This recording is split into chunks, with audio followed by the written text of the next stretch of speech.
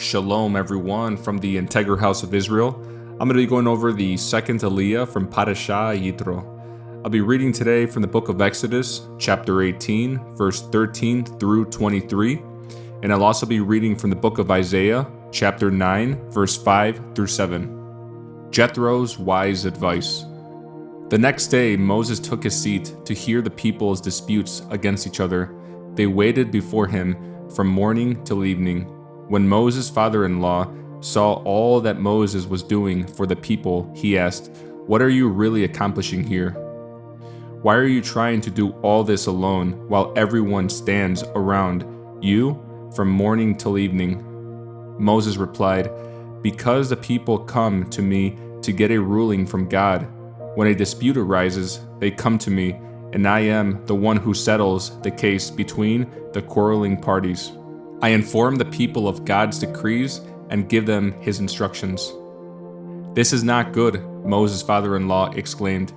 "You're going to wear yourself out, and the people too. This job is too heavy a burden for you to handle all by yourself. Now listen to me, and let me give you a word of advice, and may God be with you. You should continue to be the people's representative before God, bringing their disputes to him. Teach them God's decrees, and give them his instructions. Show them how to conduct their lives.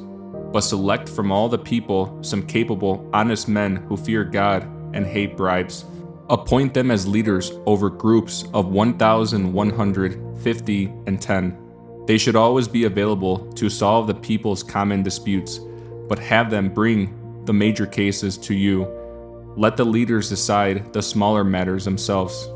They will help you carry the load, making the task easier for you. If you follow this advice, and if God commands you to do so, then you will be able to endure the pressures, and all these people will go home in peace."